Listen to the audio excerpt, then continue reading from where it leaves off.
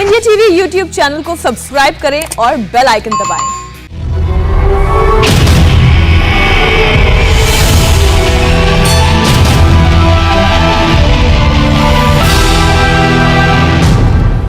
नमस्कार, India TV के UP चुनाव मंच में आपका स्वागत है। मैं हूं सौरभ शर्मा। यूपी में चुनाव अगले साल होने जा रहे हैं, लेकिन उत्तराखंड में नए मुख्यमंत्री का ऐलान कर दिया गया है। तीरथ सिंह रावत की जगह अब पुष्कर सिंह धामी उत्तराखंड के नए मुख्यमंत्री होंगे और थोड़ी देर पहले बीजेपी विधायक दल की बैठक में पुष्कर सिंह धामी के नाम पर आम सहमति बनी है। आज ही पुष्कर सिंह धामी मुख्यमंत्री पद की शपथ भी ले सकते हैं। आपको बता दें, राजभवन में शाम 5 बजे के बाद उत्तराखंड में नए मुख्यमंत्री के रूप में पुष्कर सिंह धामी को मुख्यमंत्री पद की शपथ दिलाई जाएगी, ऐसी खबर है हमारे पास। उत्तराखंड के नए मुख्यमंत्री की सबसे पहली बात जो सामने आई वो आपको सुनाते हैं। और देखिए, मेरी पार्टी ने जो एक सामान्य से कार्यकर्ता को, एक पूर्व सैनिक के पुत्र को, जो कि एक सामान्य परिस्थितियों में पिथौरागढ़ के सीमांत जिले में मैं पैदा हुआ, कनाली छेना की तहसील में, जो कि पहले की डीडीहाट तहसील होती थी, और खटीमा मेरा विधानसभा क्षेत्र है, मेरी कर्मभूमि है, मुझे सेवा का अवसर दिया है। मैं निश्चित रूप से अपने पार्टी के हाईकमान को, माननीय नरेंद्र मोदी जी को, माननीय गृह मंत्री जी को, हमारे राष्ट्रीय अध्यक्ष जी को, पूरे हमारे राष्ट्रीय नेतृत्व को और प्रदेश के नेतृत्व को पूरा करेंगे सर। देखिए, जो भी जनता के जो मुद्दे हैं, उन मुद्दों पर हम लोग जो है लगातार सबका सहयोग लेकर, सब लोगों को लेकर काम करेंगे। और इस खबर पर हमारे सीनियर एडिटर देवेंद्र पराशर जुड़ रहे हैं हमारे साथ लाइव। देवेंद्र, यह खबर तो आपने कल दे दी थी कि इस बार मुख्यमंत्री जो भी बनाया जाएगा वो विधायक दल का सदस्य ही होगा, लेकिन पुष्कर सिंह धामी इस नाम पर कैसे फैसला हुआ और क्यों? कल सौरभ, जब तीरथ सिंह रावत का इस्तीफा हो गया, उसके बाद बड़े बड़े नामों पर विचार शुरू हुआ। जो हमारे सोर्सेज हैं वो ये बता रहे हैं कि दिल्ली की भी इच्छा थी कि बड़ा नाम जैसे सतपाल महाराज जैसा बड़ा नाम जाए, ताकि हरीश रावत के सामने खड़ा हो सके, या फिर बिशंग सिंह चूफाल जो कि 5 बार के विधायक हैं। ऐसे बड़े नामों पर विचार हुआ, लेकिन उनमें से किसी नाम पर भी सहमति बनती नहीं दिख रही थी। और ऐसे में आप देखें तो उत्तराखंड की पॉलिटिक्स में जो अभी संवैधानिक पद पर है महाराष्ट्र के गवर्नर भगत सिंह कोश्यारी, उनका सिक्का चलता हुआ आप कह सकते हैं, क्योंकि पुष्कर सिंह धामी भगत सिंह कोश्यारी के बेहद खास बताए जाते हैं। और ऐसे में निश्चित तौर पर भगत सिंह कोश्यारी के जो लोग थे वो पुष्कर सिंह धामी के लिए उन्होंने जोरदार बैटिंग की। और तकरीबन 1 घंटे पहले सौरभ, भगत सिंह कोश्यारी से जुड़े हुए जो राजनीतिक सूत्र हैं उन लोगों ने ये बताना शुरू कर दिया था कि पुष्कर सिंह धामी ही अगले मुख्यमंत्री हो रहे हैं। मतलब ये कंफर्मेशन उनके पास थी, हालांकि तब हम लोग पूरी तरीके से उन पर भरोसा नहीं कर पा रहे थे। और दूसरी बड़ी वजह की अगर बात करें तो युवा चेहरे हैं, और आज की राजनीति के सौरभ जो मार्केटिंग वाली बात होती है, पुष्कर सिंह धामी बखूबी जानते हैं। पिछले 15-16 साल पहले की मैं बात बताऊं तो तब भी वो इस बात में विश्वास करते थे कि कोई भी छोटी से छोटी चीज हो तो इसका पूरा प्रचार प्रसार किया जाना चाहिए। तीसरी बात की, क्योंकि लखनऊ में उनकी पढ़ाई लिखाई हुई है, स्टूडेंट पॉलिटिक्स उन्होंने की है, विद्यार्थी परिषद में लखनऊ में रह स्टूडेंट पॉलिटिक्स की थी, तो युवाओं के बीच एक जो आकर्षण कहीं आम आदमी पार्टी का ना हो जाए। बीजेपी की एक बड़ी चिंता उत्तराखंड को लेकर ये थी कि ऐसा ना हो कि उत्तराखंड में आम आदमी पार्टी जा रही है, युवाओं को अपनी तरफ खींचने की कोशिश कर दे। तो उस लिहाज से एक युवा चेहरा को आगे बढ़ाने में भी उनको लगा कि एक अच्छा दांव होगा। वो युवा चेहरा जो कि उत्तराखंड में सैन्य पृष्ठभूमि से उनके पिताजी सूबेदार हुआ करते थे, उनके बेटे हैं, और इन सारी चीज़ों की वो ज़बरदस्त मार्केटिंग करते हैं। अभी भी आपने देखा कि उनका जो बयान था बहुत नपा हुआ, सधा हुआ बयान था मैसेजिंग के हिसाब से। और तीरथ सिंह रावत जो कि लगातार इस मामले में एम्बेरस कर रहे थे, तो पार्टी को ऐसा लगा कि ये सारी चीज़ें कि क्योंकि बड़े नाम पर कोई एक नेता सहमत नहीं होता था। जैसे सतपाल महाराज की बात कर लें तो माना ऐसा जाता है कि भगत सिंह कोश्यारी बिल्कुल नहीं चाहते हैं कि सतपाल महाराज आए। प्रदेश के दूसरे संगठन के नेता ये नहीं चाह रहे थे कि कांग्रेस से आया हुआ व्यक्ति हमारा सीएम हो जाए। दूसरे जो नेता हैं धन सिंह रावत या बिशंग सिंह चूफाल, उनका अलग अलग धारा विरोध कर रहा था। ये नाम ऐसा था जो कि सबको लेकर चल रहा था। उसमें भगत सिंह कोश्यारी का बरदस्त होना निश्चित तौर पर माना जा सकता है कि सबसे बड़ा। वैसे नामों के मामले में एक बार फिर बीजेपी ने चौंकाया है। अब देखते हैं कि अब ये नया चेहरा, ये नया नाम और ये नया दाव बीजेपी के लिए क्या गुल खिलाता है। बहुत बहुत धन्यवाद देवेंद्र पराशर आपका। हम चुनाव मंच की बात कर रहे हैं आज, और यूपी की सियासत में यह कहा जाता है कि लखनऊ की गद्दी का रास्ता पश्चिमी उत्तर प्रदेश से होकर जाता है।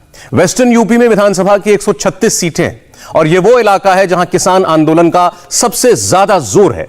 क्या किसान के नाम पर जाट वोट यहां पर कोई नया समीकरण बना सकता है? दिल्ली यूपी बॉर्डर पर पिछले 7 महीनों से धरने पर बैठे राकेश टिकैत क्या नरेंद्र मोदी और योगी आदित्यनाथ पर निशाना लगाने के लिए इस बार चुनाव में भी उतरेंगे या चुनाव में अपना दम दिखाएंगे, यह सवाल है खास तौर पर पश्चिमी उत्तर प्रदेश को लेकर। हम स्वागत करना चाहते हैं भारतीय किसान यूनियन के राष्ट्रीय प्रवक्ता और नेता राकेश टिकैत जी का। टिकैत साहब, आपका बहुत बहुत स्वागत है इंडिया टीवी पर। देखिए, मैं जानता हूं कि आप यूं कहते रहे हैं कि आप अपना मंच कभी राजनीतिक लोगों के साथ साझा नहीं करते, लेकिन आज हम बात जरा इलेक्शन की, यूपी की इलेक्शन की करना चाहते हैं। तो मैं आपसे यह पूछना चाहता हूं सीधे, क्या आने वाले यूपी के उत्तर चुनाव में किसान आंदोलन एक बड़ा या बहुत बड़ा फैक्टर मुद्दा होगा?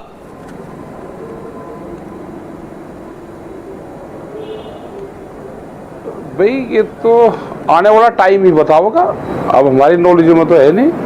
फैक्टर होगा यहाँ तो किसान का इशू है, किसान के इशू के लिए यहाँ पर बैठे। चुनाव में क्या होगा, चुनाव से तो नहीं ज्यादा जानकारी हमें, चुनाव के संबंध में तो ज्यादा जानकारी नहीं है। टिकैत साहब, लेकिन किसान वोटर भी तो होता है और किसान ग्रामीण क्षेत्रों में किसान ही सब कुछ तय करता है, तो उस लिहाज से ये जो किसानों के मन में भावना है कृषि कानूनों को लेकर के, क्या ये वोट में भी दिखाई देगी? सवाल ये है।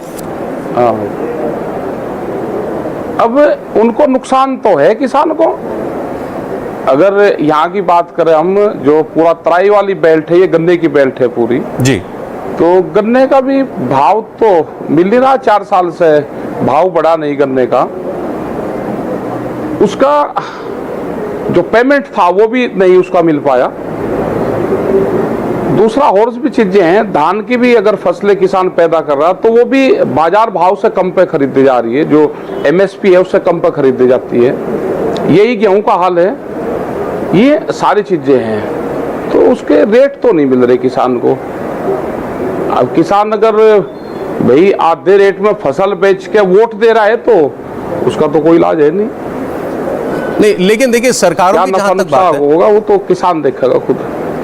जहां तक देखिए नेताओं की बात होती है, सरकारों की, पॉलिटिकल पार्टीज की बात होती है, वो तो चुनावों के लिए बहुत कुछ करते हैं। कुछ लोग, या आप कह सकते हैं सब कुछ चुनावों के लिए करते हैं। तो ऐसे में ये उम्मीद दिखाई दे रही है कि क्या इन चुनावों की वजह से ये किसान आंदोलन का मुद्दा या कृषि कानूनों का मुद्दा ये क्या सुलझ सकता है? मैं एक और मेहमान जोड़ रहा हूं आपके साथ, संजीव बालियान जी, केंद्रीय मंत्री भी हैं, मुजफ्फरनगर से आते हैं आपके इलाके से, और मुझे यकीन है कि किसान आंदोलन से बहुत पहले से आप दोनों एक दूसरे से परिचित होंगे।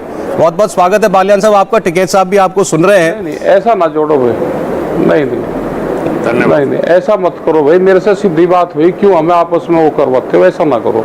मैं अकेला बात करूंगा, 1-2 बात करूंगा मैं। आप अपनी बात कीजिए, ये धोखा नहीं कर सकते आप मेरे से बुलवा कर फिर बुलवाओ। मैं नहीं, गलत चीज।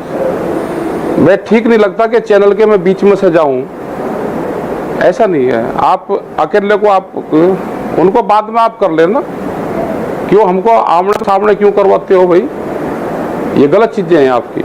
टिकैत साहब, बात आपसे अकेले के लिए होगी, इसमें से बात आपसे अकेले के लिए होगी ना, किसी बहस में नहीं उलझाया जाएगा। नहीं, क्यों करते हो आप ऐसी बात, क्यों करते हो? नहीं, गलत चीज है, नहीं करनी चाहिए आपको। देखिए, मेरे लिए आप दोनों ही बराबर के, हम चैनल बराबर की इज्जत दे रहा हूं मैं तो मेरे लिए आप दोनों सम्मानित हैं। बिल्कुल बराबर हैं आप उनसे नहीं, क्यों हम आपस में क्यों आमने सामने करें भाई? मैं नहीं, ये सरकार में बैठे हैं ना, इसीलिए बिल्कुल साफ कह रखा है कि मैं किसी के साथ में नहीं बैठूं। ठीक है, सब सरकार में बैठे हैं। नहीं, वादा कर, मैं सवाल आपको जब दूंगा, जब पूर्ण रूप से आगे का सवाल जब दूंगा। मेरे से 1-2 की बात हुई आपकी। अच्छा, ठीक नहीं लगता कि मैं चैनल पे इसलिए बैठता हूं कि 1-2 होगा। आप उनको बाद में जोड़ देना या पहले उनको जोड़ लो, मैं सामने नहीं बैठूंगा भाई किसी को। अच्छा, ठीक है। आपने पूरा चुन के संजीव बालियान मुजफ्फरनगर से, आप उनको और हमको दोनों क्यों आमने सामने करते हो भाई? अच्छा, ठीक है, मैं एक बार में एक ही बात करनी होगी, फोन पे बात, मैं एक बार में एक व्यक्ति से ही बात करूंगा। आप कम से कम बैठे रहिए। गलत चीज पहले नहीं। अरे जब मैं आपसे बात करूंगा तो आप ही से बात करूंगा, और जब मैं इनसे बात करूंगा तो इनसे ही बात करूंगा। नहीं, क्यों ऐसा काम क्यों करो भाई ना? वो कल दूसरे चैनल वाले भी दूसरे भी कहेंगे। आप मंत्री से बात करो, इनसे बात करो। आप हम दोनों आमने सामने आएंगे नहीं भाई, आप उनसे बात करो। बिल्कुल, मतलब ये कौन सी साजिश आएगी सब जगह से? आप बात करो ना, मंत्री जी से बात करो उनका। मैं 1-2 बात करूंगा, आपसे करूंगा। मैं आपको बात कर रही, मतलब कहाँ से किसने स्कीम बताई आप लोगों को के दोनों को वहां से घुमा फिरा के? इसमें स्कीम की क्या बात है टिकैत साहब? इसमें स्कीम की क्या बात है? आपके मुद्दे हैं और सरकार के आदमी को तो बैठाया सामने। ये कोई रैंडम आदमी तो है नहीं, सरकार के मंत्री हैं। नहीं, गलत चीज आप गलत चीज है आपसे या किसी भी चैनल से। हमने संयुक्त मोर्चे ने तय कर रखा है कि मैं 1 to 1 वो करूंगा। ठीक है, आप बीच में फिर इसका मतलब धोखा वो नहीं, आप इसको गलत तरीके से ले रहे हैं। इसमें कोई गलत तरीके से ले रहे हैं आप इसको। मैं धोखे वाली बात नहीं है। अच्छा, मैं आपको कोई जबरदस्ती बैठा तो सकता नहीं। बताते मुझे पहले नहीं। अच्छा चलिए, मैं अभी की बात कर रहा हूँ। बैठा सकते मैं आपको ये कह रहा क्या कि मैं 1 to 1 बात करूंगा। यही हुआ ना बात। मैं चैनल पे बैठने जब भी मैंने बात करी, जब भी आपको कहा कि 1 to 1 कोई और तो नहीं है। आप अच्छा, जब सीधा लाइव चलाते हो मैं कोई जवाब अच्छा ठीक है, चलिए मैं आपकी बात स्वीकार कर रहा हूं। अब मुझे 1 मिनट तो दीजिए। मैं बालियान साहब आए हैं, एक बार जरा सा इनका स्वागत कर लूं। मैं एक बात तो कर लूं इनसे। 1 मिनट का वक्त दीजिए मुझे। बालियान साहब का आए भाई, धन्यवाद है इनका, ले लेना इनसे भी। मुझे 1 मिनट का समय दीजिए। 1 मिनट का समय दीजिए बस। आप मेरी 1 मिनट की बात सुनिएगा। मैं बालियान साहब से बात कर रहा हूँ। बालियान साहब आपने उनका स्टैंड सुन लिया। अब ये इनका वो कह रहे हैं कि उनका एक ये प्रिंसिपल स्टैंड है कि वो डिबेट नहीं करते हैं। देखिए सौरभ जी, अगर टिकैत साहब ऐसी बात करें तो आपको ऐसा नहीं करना चाहिए। आप पहले उनसे बात कीजिए। मैं आपकी प्रतीक्षा करूंगा। जब टिकैत साहब की बात खत्म हो जाएगी तो मैं अपना पक्ष अलग से रख दूंगा। अगर वो ऐसा करे तो आप क्यों जबरदस्ती? नहीं, बिल्कुल मेरी तरफ से कोई जबरदस्ती और मेरी जबरदस्ती से हो पाया जाएगा बालियान साहब। यही आपकी वेट कर रहा हूँ मैं। जी, मैं आपसे पूछने ही वाला था। बात कर लूंगा अगर वो ऐसा चाहते हैं। मैं आपसे पूछने ही वाला था कि क्या आप 10 मिनट के लिए मैं, और अगर वो बात कर रहे हैं कि आप प्रतीक्षा कर लेंगे, आप प्रतीक्षा कर लेंगे बालियान साहब? जी बिल्कुल करूंगा साहब। पहले आप उनसे बात कीजिए। बिल्कुल आप उनसे बात कीजिए, उसके बाद आपसे बात करूंगा। कोई दिक्कत नहीं। अब तो ठीक है टिकैत साहब, देखो मैं उससे बात नहीं कर रहा हूँ। एक ये बना रखा कि हम डिबेट में नहीं जाएंगे। जी नहीं, अब डिबेट नहीं हो रहा है। मैं आप ही से बात कर रहा हूँ। आपसे बात जब पूरी हो जाएगी तभी मैं उनसे बात करूंगा। वो पूरी बात कर लो आप। क्यों हमारा क्यों क्वेश्चन करते हो? बस ठीक है, आप जो पूछ रहा मैं उसका जवाब दे दूंगा। फिर मंत्री जी को जोड़ लेना उनसे। ठीक, बिल्कुल ठीक। अब टिकैत साहब, मैं ये जानना चाह रहा हूँ आपसे। अभी प्रधानमंत्री को भी कुछ दिनों पहले चिट्ठी लिखी गई थी चर्चा को लेकर के। बार आप लोग भी कह रहे हैं, सरकार के पास हम जाते हैं, सरकार भी कहते हैं हमने तो 11 बार बात कर ली, तो बात करने में मनाही कहाँ है? हमने कब अपने आप को रोका? तो अब देश अब ये जानना चाह रहा है कि अभी बता दीजिए बात कहाँ अटकी। कम से कम मिल भी नहीं पा रहे आप लोग। ये बड़ा अजीब लग रहा है भाई। ये तो सरकार बताएगी। हम तो सरकार के दरवाजे पर बैठे हुए हैं और वे जब बात करना चाहे हम बात कर लेंगे, लेकिन कंडीशनल नहीं कि पहले मंत्री जी और भारत सरकार ये कंडीशन लगाती है कि भाई कानून वापसी नहीं होंगे, बात कर लो। तो ऐसे तो नहीं, कोई भी बात होगी वो अंदर होगी, बैठ के अंदर बात होगी। आप ऐसे नहीं कि किसान को आप झुका के और भाई कानून तो वापसी होंगे नहीं, आप बांध के बात कर लो हमारे से। तो ऐसा तो किसान जाएगा नहीं। बात करनी आपको, बात करनी अंदर कोई भी चीज होती है आप वो कर लो, या अनऑफिशियली भी बात होती है बहुत, आप वो बात कर लो। क्या इतना मैनेजमेंट आपका नहीं है कि अनऑफिशियली जो बात होती है आप वो बात करो पहले सबसे? तो अनौपचारिक तौर पर भी किसान नेताओं का और सरकार का कोई संपर्क नहीं है पिछले 5 महीनों से? नहीं, हमारे से तो कोई संपर्क नहीं हुआ किसी का। अच्छा, अब एक जब भूमि अधिग्रहण एक्ट आया जी, अब जब भूमि अधिग्रहण एक्ट आया उस टाइम पे वो पूरा एक किस्म से संयुक्त तरीके से वो आया था। स्टैंडिंग कमेटी की चेयरमैन सुमित्रा महाजन थी, जो बीजेपी की बड़ी लीडर थी। कांग्रेस की सरकार थी तो बीजेपी वालों से भी हम बात करते थे और उनसे भी बात करते थे। और 22 बार मीटिंगें हुई, 4 बार ऑफिशियली मीटिंग हुई कांग्रेस से और 18 बार अनऑफिशियली मीटिंग हुई। और सारी चीजें तय होगी, प्लेटफॉर्म पर होगी, उसकी घोषणा होगी। हमने भी अगर अपनी बात पहुंचाई तो सुमित्रा महाजन स्टैंडिंग कमेटी की चेयरमैन थी तो उसके सामने पहुंचाई। तो आज भी हो सकती है। बहुत आदमी है, बहुत अधिकारी है, उनको लगा के बात करनी चाहिए और एक प्लेटफॉर्म पे लेकर आना चाहिए। इस तरह का बयान देना कि कानून वापसी तो नहीं होंगे और कोई बात हो तो उस पर बात कर लो, तो उससे ना तो किसान आएगा, ना किसान लीडर कोई आएगा, ना देश की जनता मानेगी। 7 महीने हो गए, 8 महीने हो गए, और अब नहीं हालात लगता कि अब किसान वापसी जाएगा।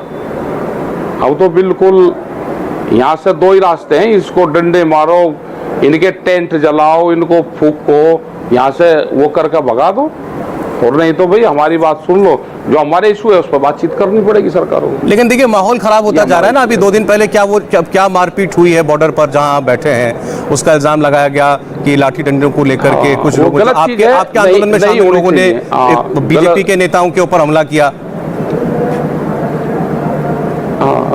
बीजेपी का तो वहाँ टेंट नहीं लग रहा था कोई। बीजेपी के नेता वहाँ पे आए, झंडे लेकर आए, जहाँ मंच है उसके पास ही आए।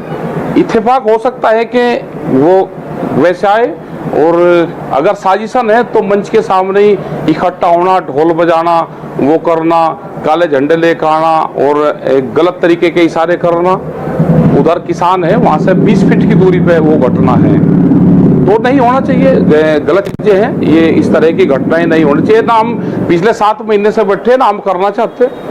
नहीं टिकैत साहब, ये तो आपसे पूछ सकता है ना कि अगर आप किसी बात को लेकर विरोध कर रहे हैं और आप सड़क पर धरना दे रहे हैं महीनों से, तो कोई आपके खिलाफ भी धरना दे सकता है, आपके खिलाफ भी प्रोटेस्ट कर सकता है, अगर ये हुआ जो आप कह रहे हैं तो। वरना वो तो ये कहते हैं हम तो जा रहे थे, अपने नेता का स्वागत कर रहे थे। तो इसका मतलब ये हुआ कि साजिशन हुआ हो। मैंने कहा अगर इसका मतलब जो बीजेपी के लोग, अगर बीजेपी के लोग वहां पे आए तो साजिशन आए। वे 3 दिन से वहां पे आ रहे थे, पुलिस की उसमें हुआ, पूर्ण से पुलिस वहां पे थी। उस दिन भी वो 2 घंटे वहां पे बैठ कर, सामने मंच है भाई 20 फीट की दूरी पे, ऐसा तो नहीं हो सकता कि इतनी बड़ी सड़क बन रही कि वो 20 फुट की जगह उससे 200 मीटर इधर कर लो कहीं, या इंटेंशनल वहां पर करा गया है। नहीं करना चाहिए ना, ऐसे नहीं करना चाहिए। अच्छा देखिए, एक दूसरे पे जनता में एक अविश्वास की वो आती है। नहीं, लेकिन वो जो आप अविश्वास कह रहे हैं वो तो 26 जनवरी के बाद, आप जब आप लोग कहते हैं कि अब हम संसद कूच करेंगे, अनाउंस हुई है एक आध बार पहले, अभी आपने नहीं किया ऐसा, तब लोगों के मन में डर होता है कहीं दोबारा हिंसा ना हो, वैसा जो 26 जनवरी को हुआ था। नहीं, हम कोई हिंसा नहीं करते भाई, हमारा कोई हिंसा का काम नहीं। हम अपनी बात कहने के लिए बैठे, और उस दिन भी 25 लाख आदमी थे और 4 लाख ट्रैक्टर थे। पुष्प वर्षा होनी चाहिए थी, 4 लाख झंडे लेकर आ रहे किसान होनी चाहिए थी। और फिर जो रास्ते दिए गए उन रास्तों पर को हमको चले जाने देते। कोई एजेंसी है देश दुनिया की कि 26 तारीख वाली घटना की जांच कर ले। जो रास्ते दिए गए थे उन रास्तों पर बैरिकेटिंग करी गई, और दिल्ली जाने के जो रास्ते हैं 15-15 किलोमीटर जिन रास्तों में कटनी है उन रास्तों को खोला गया और दिल्ली लोग भेज दिए। जो रास्ते दिए गए थे वे दे देते। चलिए, वो पुरानी बात होगी, मैं उस पर ज्यादा बात नहीं करूंगा। लेकिन अब पार्लियामेंट बैठेगी इस महीने से ही, उससे क्या उम्मीद है आपको? हाँ जी, हमें उम्मीद है कि पार्लियामेंट बैठेगी और इन पे जरूर चर्चा होगी। जो ये इशू है, जो किसान का इशू है, जो 8 महीने से किसान वहां बैठा हुआ है, तो इन इशू पे जरूर पार्लियामेंट में बात होनी चाहिए। क्या संसद कूच का अभी भी कोई इरादा है किसान नेताओं का? नहीं, हमारा भी नहीं कोई। अच्छा, एक बात जो है अभी हाल फिलहाल में बयान आया कि जो केंद्र सरकार के मुखर विरोधी हैं शरद पवार जी, और अपने आप में किसान नेता की छवि है, कृषि मंत्री रहे देश के, उन्होंने भी ये बात कह दी अभी कुछ रोज पहले कि भाई सारे कानूनों को निरस्त करने की बजाय जिनमें दिक्कत है उसमें संशोधन करा लें। अब तो ये बात उनके जैसा नेता भी कह रहा है भाई। हाँ, नहीं, जब वो ईडी के छापे कहाँ लगे वे भी बता दो उनके प्लांटों पे। अगर आप सारी चीज बता रहे हैं तो ईडी वाले छापे कहाँ लगे जरा वे भी बता दो। लाइव पे बैठे हुए हो आप। अजीत पवार के रिश्तेदारों के फैक्ट्रियों पर छापे पड़े हैं, बात आपकी सही है। तो आप कह रहे हैं शरद पवार जैसा नेता भी ये जो कह रहा है दबाव में कह रहा है बस। और फिर भाई मैं ये कह रहा हूँ, आपने बता दिया ना, वो तो खबर है, वो तो सब जानते हैं। यही है, आपने कम से कम नाम तो लिया, नाम तो लिया ना, कम से कम आपने ठीक वो करा। अच्छा, मुझे ये बताइए एक बार फिर, अगर मैं चुनाव की बात आपसे करूं तो जैसे आप पश्चिम बंगाल गए थे, इलेक्शन से पहले आप पश्चिम बंगाल गए, आप ममता बनर्जी से मिले, उस वक्त भी बहुत लोगों ने कहा कि आप कहते थे कभी कि हमारा इन राजनीतिक दलों से कोई लेना। इलेक्शन से पहले जी, ना ठीक है, इलेक्शन से पहले हम ममता बनर्जी से नहीं मिले। हमने ये कहा कि एक मुट्ठी चावल मांग रहे थे, वहाँ पे एमएसपी बंगाल के लोगों को भी चाहिए। तो हमने कहा भाई भारत सरकार के लोग यहाँ पर आ रहे, आप उनको कहो कि ये एमएसपी हमको भी आप दे दो जो भारत सरकार का रेट है। और चुनाव के बाद जब हम गए तो ममता बनर्जी वहाँ की मुख्यमंत्री थी, तो वहाँ के मुख्यमंत्री से हम मिले। और मुख्यमंत्री से मिलना तो कोई गुनाह नहीं, हम उत्तर प्रदेश में जाएंगे तो योगी आदित्यनाथ से मिलेंगे, यहाँ पे आएंगे हम अगर दिल्ली में मिलेंगे तो जो केंद्र के मंत्री होंगे, मिनिस्टर होंगे, उनसे मिलेंगे। कोई बीजेपी के लीडर से तो हम किसी से मिलते नहीं, क्या किसी पार्टी के लोगों से मिलते हैं। हम तो सरकार के लोग होंगे तो उनसे मिलेंगे हम। तो आप मतलब इसका मतलब अगर सरकार के लोगों से मिलना कोई गुनाह है तो नहीं, बिल्कुल नहीं है। मतलब उत्तर प्रदेश चुनाव से पहले आप किसानों को बीजेपी सरकार के खिलाफ मोबिलाइज करने का या बीजेपी विरोधी नेताओं से मुलाकात करने का ऐसा कोई इरादा नहीं है आपका? नहीं, हमारा मुलाकात करने का है। अगर हमें सरकार से बात करनी होगी तो योगी साहब से बात करेंगे हम जी। और जब चुनाव आएगा नजदीक, उसकी क्या वो होगी तो उसके बाद में करेंगे। नवंबर उसमें अगर सितंबर में एक मीटिंग हम करेंगे तो उसमें हम तय करेंगे कि हमें क्या करना है यूपी में। अभी तो गन्ना भुगतान का मामला है, गन्ने के रेट बढ़े वो सवाल है, गेहूं पे बड़ा मामला हो गया है, पूरी खरीद नहीं हुई हुए मामले हैं। बिजली उत्तर प्रदेश में सबसे ज्यादा रेट है बिजली के, हरियाणा में 35 रुपये हार्स पावर है और उत्तर प्रदेश में 175 रुपये हार्स पावर है। यही गन्ने उसका रहा है गेहूं का क्रय केंद्र पे। यही अधिकारी 1500 और 1600 रुपये में बिकवा रहे थे मंडियों में गेहूं। भारत सरकार का रेट 2000 रुपये के आसपास है और अधिकारी मैनेज करके 1600 रुपया में बिकवा रहे हैं। तो क्या प्रधानमंत्री से बड़े हो गए क्या अधिकारी? और गेहूं जब बिका 1600 रुपये में, 1700 में, जब वहां पे डीएम के वहां पे गेहूं लेकर चले गए, तो एक पॉलिसी बननी चाहिए। करीब 18 मंत्रालय है जो एग्रीकल्चर को देखते हैं जी। हमने बहुत बार सरकारों को ये कहा कि इन 18 मंत्रालयों को एक एग्रीकल्चर कैबिनेट आप बनाओ और कोई भी पॉलिसी लेकर आनी है तो सारे इसके जो अधिकारी हैं वे बैठे एक पॉलिसी बनावे। अगर गेहूं एक्सीज है तो हम दूसरी उस पर जाना चाहिए, ये बताए कि गेहूं एक्सीज है देश में। अगर किसान ने गेहूं ज्यादा पैदा कर दिया, फसलें ज्यादा पैदा कर दी तो उसको कम रेट मिलेगा क्या? यही हाल दूध के किसान का है, यही हाल आलू के किसान का है। तो ये तो सरकारों से ही बात करनी पड़ेगी ना। ठीक है, लेकिन सरकार ने साफ ये कह दिया कि जब तक तीन कानून जब तक 3 कानून पे बात आप नहीं करोगे, हम आगे कोई बातचीत आपसे नहीं करेंगे। मैं 2-3 सवाल ही आपसे और लूंगा। टिकैत साहब, बालियान साहब बहुत देर से वेट कर रहे हैं, गारंटी हम चाहते हैं। 2-3 मेरे आखिरी सवाल होंगे आपसे।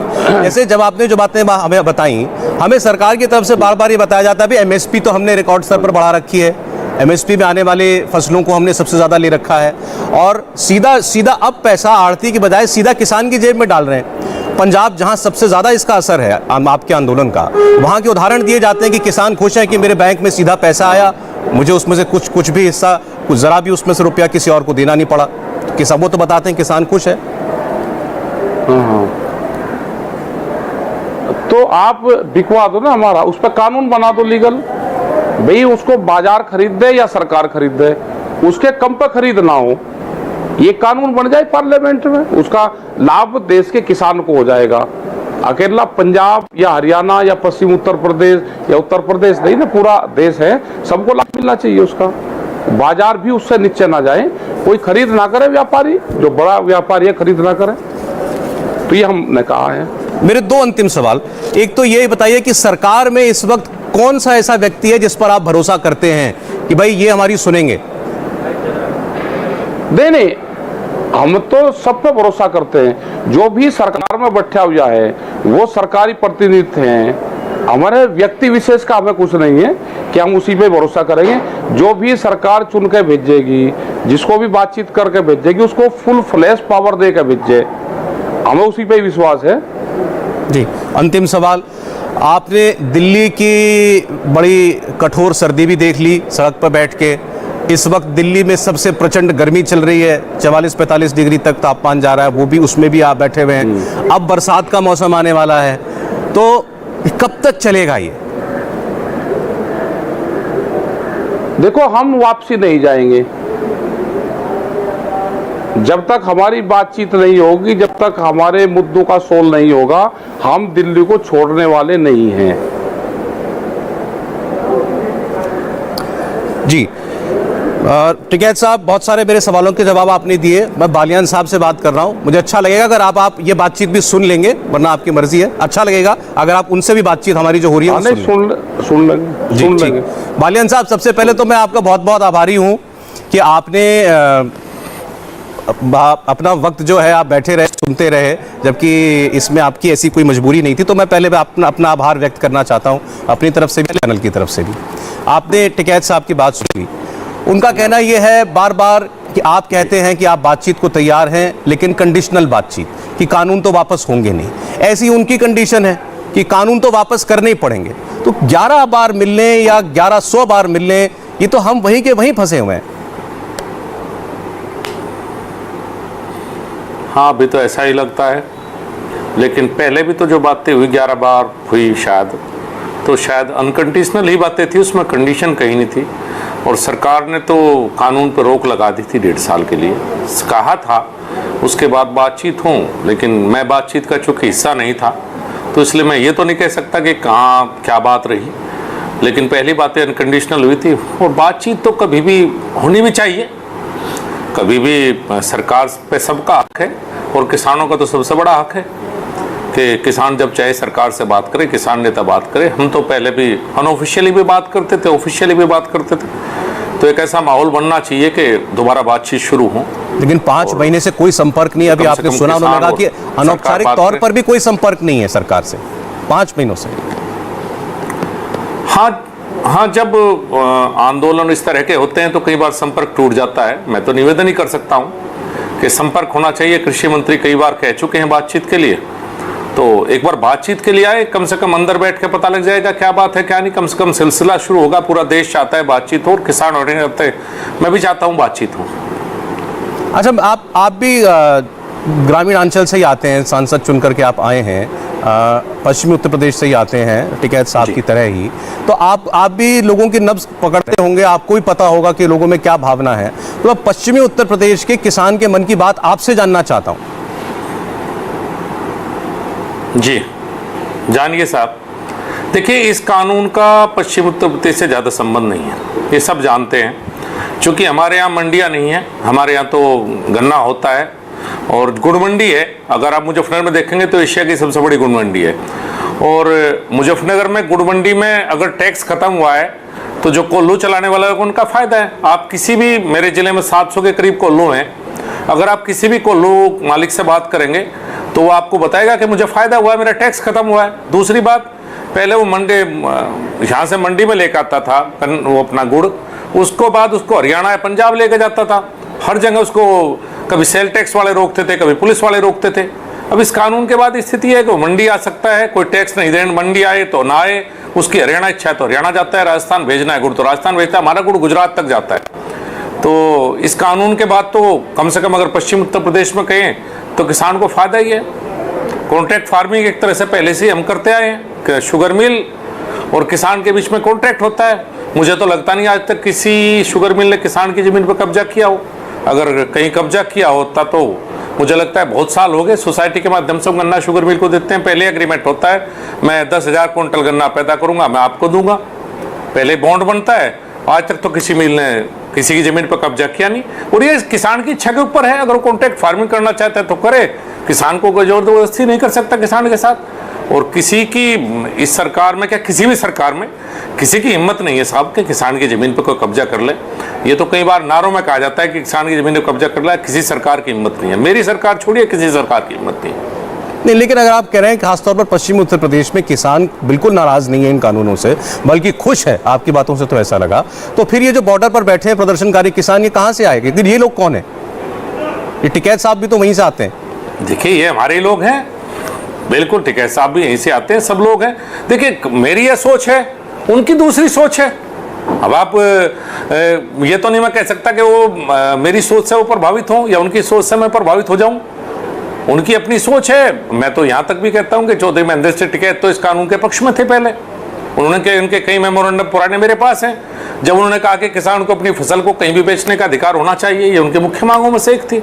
बाकी सबकी अपना अधिकार है, सबको अपनी बात करने का। हम एक दूसरे की बात काटने के लिए तो शायद नहीं बैठे मेरे विचार से। मैं बात काटने की बात नहीं, लेकिन असलियत तो पता चले। टिकैत साहब ये कहते हैं कि इसका व्यापक असर है, किसान नाराज है। आप कह रहे हैं, मैं भी वहीं से आता हूं, किसान नाराज नहीं है। इसीलिए ये आपको टकराने वाली बात नहीं है, लेकिन पता तो चले ना कि इसका जमीन पर असर हुआ क्या किसान पे। देखिए, मुझे तो ऐसा लगता है अगर इसमें से कोई ऐसी बात निकल के आती हो कि पश्चिम उत्तर प्रदेश के किसान को इसका नुकसान है, कोई अगर इसी बात पे भी कभी बात हो जाए तो बेहतर होगा, मेरी भी समझ में आ जाएगा। तो मैं भी उसी बात को कहूंगा जो किसान के हित की बात। अगर पश्चिम उत्तर प्रदेश के किसान को इन कानूनों पे गलत असर पड़ा हो तो कृपया करके कोई मुझे एक बार जरूर समझाए कि इसका ये नेगेटिव पश्चिम उत्तर प्रदेश के किसान के ऊपर पड़ा है। जी, अब जवाब देना चाहें टिकैत साहब दे सकते हैं। मैं खैर उनको अब कहूंगा नहीं जवाब देने के लिए, उन्होंने अपनी नहीं देखे प्लीज नहीं, छोड़िए मत, आप मेरे से बात कीजिए जब कर रहे हैं। मैंने क्या वो अपनी स्थिति क्लियर कर चुके हैं, वो चाहे तो बस इतना ही मैंने कहा। ठीक। अच्छा, दूसरा ये है कि अभी आपने गन्ने की बात करी, आप बात कीजिए सौरभ। ये कहा कि जी ये आंदोलन ना पश्चिम उत्तर प्रदेश का, ये तो पूरे देश के किसानों का आंदोलन है और पूरे देश के इशू के लिए हम बैठे हुए हैं। और बाहर भी वो मंडी हमको बता दे जहाँ पे किसान अपनी फसल बेच ले। बैठे मंत्री जी बता देंगे। अब फिर आप शुरू मत कीजिए सौरभ जी। देखिए, आप जो मेरे से आप लोग मैं तो मॉडरेटर हूँ, मैं मॉडरेटर हूँ। आप दोनों की सहमति से ही जो हो सकता है। मैं सवाल पूछ के खुद तो जवाब दे नहीं सकता। अगर हमें बात में ऐसा कोई जरूरी, देखिए टिकैत साहब मेरी कॉन्स्टिट्यूएंसी के रहने वाले हैं, मेरे गांव के पास ही हैं, हम एक ही परिवार के रहते हैं, बड़ा है। अगर कभी ऐसी कोई बात करनी होगी तो ऐसा कुछ नहीं जरूरी कि आपके बीच में मॉडरेटर की आवश्यकता है। हम वैसे भी बात कर सकते हैं, कोई हर बात में उनके अपने इश्यूज हैं, उनके अपने मुद्दे हैं, मेरे अपने इश्यूज हैं, मेरे अपने मुद्दे हैं, लेकिन उसका मतलब व्यक्तिगत थोड़ा होता है कोई भी बात। अच्छा चलिए ठीक है, मैं आपकी बात को आगे बढ़ाता हूँ। मैं पश्चिमी उत्तर प्रदेश से मैं भी आता हूँ। जैसा आपने कहा कि वहां पर ज्यादातर गन्ने की फसल है और गन्ने को लेकर के वहां एक व्यवस्था पहले से है, जिसको आपने कॉन्ट्रैक्ट फार्मिंग का नाम दिया। मिलों के साथ किसानों का अपना एक करार होता है, उसकी एक कीमत पहले से तय होती है, वो सब कुछ सब जानते हैं हम। लेकिन अभी इन्होंने भी वो बात कही कि भुगतान नहीं हो रहा है। सरकार बार बार कहती है, योगी आदित्यनाथ जी की सरकार की रिकॉर्ड भुगतान हुआ है। मैं आपको एक मजेदार बात ये बताता हूं कि आज दिन में 1 बजे इसी कार्यक्रम में यूपी के पूर्व मुख्यमंत्री, आपके साथी सांसद जगदंबिका पाल जी भी थे और उन्हीं के आप ही के एलआई, उन्हीं के साथी जेडीयू के केसी त्यागी भी थे, जो कि पश्चिम उत्तर प्रदेश से ही आते हैं। उन्होंने भी यही मुद्दा उठाया कि सैकड़ों हजार करोड़ रुपए का बकाया है किसान का, गन्ने का। जी बिल्कुल बकाया है, इसमें कहीं कोई दो राय नहीं है, बकाया है। तो आप एक अपनी कमी एक्सेप्ट कर रहे हैं। क्या मैं आपको फिर गलत बोल लूं कोई भी बात? देखिए, एक कानून है कि 14 दिन में किसान के गन्ने का पेमेंट होना चाहिए और ये शायद 1968 का शुगर कैन एक्ट में लिखा हुआ है। पिछली जितनी भी सरकारें उस 1968 के बाद आई, कभी इस कानून का पूरी तरह से पालन नहीं हुआ। एक सच है और मेरे विचार से हमें राजनीतिक जीवन में हमेशा कुछ सच भी बोलना चाहिए, कभी जरूरत होती है तो बचते भी हैं, लेकिन ये सच है कि कभी भी किसी सरकार के कार्यकाल में इस कानून का पालन नहीं हुआ और पूरी तरह से हमारी सरकार के कार्यकाल में पालन नहीं हुआ। ये सच है कि गन्ने का अगर आप देखेंगे, मेरे जनपद में 8 शुगर मिल है, 7 शुगर मिल का पेमेंट करीब करीब हो चुका है, 1 शुगर मिल बजाज की जिसका पेमेंट बकाया है। तो ये जरूर है कि पूरे 14 दिन का पालन आज तक किसी भी सरकार में नहीं हुआ। प्रयास रहा हर सरकार में, हमने भी कहा था कि 14 दिन में गन्ने का पेमेंट होना चाहिए, लेकिन हम पेमेंट तो बढ़ाए लेकिन उस तक नहीं पहुंच पाए। हाँ, जरूर इस पे आगे कोई ना कोई ऐसी बात बननी चाहिए कि किसान को समय पे गन्ने का पेमेंट मिले। अच्छा, दूसरी बात ये, चलिए यहाँ तो गन्ना किसान के पास कम से कम एक व्यवस्था बनी हुई है और बरसों से बनी हुई है, उसमें जो कमियां आपने स्वीकार भी कर ली। अब जो ये मंडियां खत्म होने की बात आई है, या जो आपने भी कहा कि किसान बाहर जाकर के कहीं भी बेच सकता है, ऐसे कई उदाहरण आते हैं। टिकैत साहब ने भी शायद उसका जिक्र किया था कि जहाँ जो एग्जिस्टिंग मंडी है वहाँ जो उसको भाव मिला, वो जब मार्केट में बाहर बेचने जाता है तो ज्यादा मिलने की बजाय, जबकि उसको ज्यादा मिलना चाहिए, पता लगा 3/4 दाम उसको मिल रहा है। देखिए, कई बार ज्यादा मिलता है और कई बार कम मिलता है। इस बार सरसों बहुत अच्छी बिकी है, इस बार दालें बहुत अच्छी बिकी है, एमएसपी से ज्यादातर फसलें इस बार ऊपर बिकी हैं। ये भी बात ठीक है कि कई बार ज्यादा मिलता है, कई बार कम। और मैं आपसे जानना चाहता हूं सौरभ जी, अगर पहली व्यवस्था इतनी अच्छी थी तो किसान आज तक खुशहाल क्यों नहीं हुआ? अगर मंडी व्यवस्था इतनी अच्छी थी देश में कि अगर कोई कानून लाने की आवश्यकता नहीं थी तो किसान को तो खुशहाल होना चाहिए था। कहीं ना कहीं कोई व्यवस्था में परिवर्तन करके नई व्यवस्था बनाने का एक प्रयास है कि वो भी रहेंगे मंडी और एक नई व्यवस्था भी बनेगी। अगर मेरे पास दो ऑप्शन हैं तो मैं क्यों एक ऑप्शन पे अटका रहूं? ये क्यों मतलब मुझे किसान का एक बात में फायदा नहीं समझ पा रहा कि किसान को मंडी में ही बेचना है साहब। क्यों? मंडी भी रहेंगी, बाहर भी बिकेगा, क्या दिक्कत है उस बात में? ठीक। अच्छा, दूसरा एक आरोप आपकी सरकार पर यह है कि आपकी सरकार एक हाथ से लेना और दूसरे हाथ से देना, इसमें यकीन रखती है। उसका उदाहरण ये कि जैसे आपने देश भर में किसान सम्मान निधि 2-2 हज़ार रुपया किसानों को दी, और एक बड़ा चुनावी फैक्टर ये रहता है आपका, भले ही इसको आप चुनाव से ना जोड़ें लेकिन फिर भी। और लेकिन आप देखें उसके साथ साथ क्या हुआ है कि 7 सालों में डीजल की कीमत 55.5 रुपए से 88 रुपए पे पहुंचा दिया आपने पर लीटर।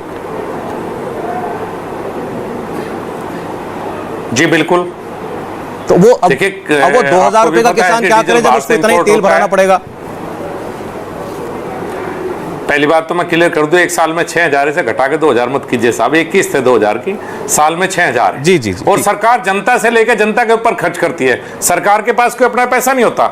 अगर जनता से टैक्स आएगा वो कहीं ना कहीं किसी के भले में खर्च किया जाएगा। अगर सरकार के पास पैसा ही नहीं आएगा तो सरकार देगी कहां से साहब? अभी खाद की कीमतें बढ़ी थी, सरकार ने सब्सिडी बढ़ाई है। पूरे देश में अगर आप देखेंगे तो मेरे विचार से दोनों सब्सिडी 15,000 करोड़ रुपए सालाना की सब्सिडी में बढ़ोतरी की गई है अभी सरकार के द्वारा। तो सरकार जनता से लेकर पैसा उसे ही तो लगाएगी, चाहे डेवलपमेंट में लगाए, चाहे वेलफेयर में लगाए, चाहे किसी भी योजना के रूप में लगाए। तो टैक्स के बाद ही तो मुझे कई बार ऐसी बात आती है जब सब लोग ऐसी बात करते हैं, ऐसा कौन सा तरीका आप सुझा दीजिए कि बिना टैक्स लगाए सरकार कहां से दे? चलिए, मेरा अंतिम सवाल बालियान साहब आपसे है।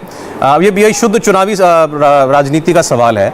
आप अपनी कॉन्स्टिट्यूएंसी से 2014 में रिकॉर्ड मतों से जीते, 2019 में आपके विरोधी इकट्ठा हुए, आप तब भी जीते, मार्जिन आपका काफी कम हो गया लेकिन तब भी आप जीते वहां से। इस बार उसमें जुड़ गया है ये किसान आंदोलन का मुद्दा भी। आप कितने कॉन्फिडेंट हैं अपनी कॉन्स्टिट्यूएंसी में, खुद आप और आपकी पार्टी कितनी लोकप्रिय है? और अभी तो यूपी के चुनाव में आपका इम्तिहान भी है। देखिए सौरभ जी, कभी भी कॉन्फिडेंट होना राजनीति में ऐसी बातें कहना जो जनता के ऊपर निर्भर है। अगर मैं कहूँ मैं पूरा कॉन्फिडेंट हूँ तो मुझे ऐसी बात नहीं कहनी चाहिए। मैं अपना काम करता हूँ, हमने काम किए, उत्तर प्रदेश में काम किया है। ऐसी कानून व्यवस्था उत्तर प्रदेश की थी कि यहाँ को रहना नहीं पसंद करता था साहब। पलायन हो चुका था उत्तर प्रदेश से उद्योगों का, आम आदमी का, चोरी डकैती राजनी। आप देखिए आज रात को भी लोग घूम सकते हैं। मेरे यहाँ से दिल्ली जाने में 4 घंटे लगते थे जहाँ मैं बैठा हुआ हूँ, अब मुझे 1.5 घंटे में मैं दिल्ली पहुंचता हूं। ये सरकार के काम है। हम काम लेकर जनता के बीच में जाएंगे, जो जनता का आदेश वो सर्वमान्य। अगर मैं कहूंगा कि मैं कॉन्फिडेंट हूं तो अहंकार होगा। अहंकार कभी नहीं करना चाहिए। ये जनता के हाथ में, हम जनता के पास अपने काम लेकर जाएंगे, जनता का आशीर्वाद मिलेगा तो जीतेंगे। अब आप टिकैत साहब को अगर किसी तरह मना लें, मेरा ये उनसे व्यक्तिगत नहीं, आंदोलन के बारे में कह रहा हूं, तो जो आपने दूरी बताई है मुजफ्फरनगर और दिल्ली की, वो और कम हो जाएगी क्योंकि वो बीच में ही वहां पर आंदोलन का स्थल है। पहली बात तो ये, और हो सकता है उनका साथ आपको चुनाव में मिल जाए। देखिए, अगर मेरे मनाने से मनता तो मैं पहले ही मना चुका होता, लेकिन कुछ बातें ऐसी होती हैं कि शायद जो मेरे हाथ में नहीं, कुछ बातें हैं जो उनके हाथ में नहीं है। कुछ तो मजबूरियां रही होंगी। ऐसा नहीं होता कि नहीं, सबके अपने अपने वो हैं। मैं तो चाहता हूँ सब मने, मैं तो चाहता हूँ कोई आंदोलन मेरी सरकार में ना हो। मैं तो चाहता हूँ सब किसान खुशहाल रहें, सब किसान ठीक है, चाहे कुछ आंदोलन कर रहे हैं, कुछ किसान आंदोलन नहीं कर रहे, सबकी अपनी बोले। लेकिन मैं नहीं चाहता कि किसान देश में आंदोलन करे। मैं चाहता हूँ किसानों से बातचीत करके आंदोलन का हल हो। ये मेरी व्यक्तिगत राय है। संजीव बालियान जी, राकेश टिकैत जी, मैं सबसे पहले तो निजी तौर पर आप दोनों का बहुत बहुत धन्यवाद देता हूं कि शुरुआत में थोड़ी मिसअंडरस्टैंडिंग के बावजूद आप लोगों ने इतना अच्छा सहयोग हमें दिया। राकेश टिकैत जी से कहूँगा कोई नाराज़गी मन में न रखें, कुछ भी ऐसा नहीं था कि आपको फंसाकर किसी से बहस करानी थी। फिर भी कोई अगर रही है अगर मिसअंडरस्टैंडिंग, तो मैं उसके लिए भी रिग्रेट आपके सामने फील करता हूं। तो ये बातचीत चलती रहे, हमारी आपकी भी और आपकी सरकार की भी, ये मेरी भी इच्छा है, मेरे ख्याल से पूरे देश की इच्छा है। बहुत बहुत धन्यवाद आप दोनों का। जी धन्यवाद। राकेश टिकैत, संजीव बालियान, दोनों एक ही आंचल से आने वाले नेता हैं, दोनों ग्रामीण बेल्ट को रिप्रेजेंट करते हैं, दोनों एक ही समुदाय यानी कि जाट बिरादरी को रिप्रेजेंट करते हैं। उत्तर प्रदेश के चुनाव में, पश्चिमी उत्तर प्रदेश के अंदर इस बार आपको किसान आंदोलन का भी हिस्सा देखने को मिलेगा और एक बहुत तीखी चुनावी जंग भी। एक छोटा सा ब्रेक, वापस लौटते हैं।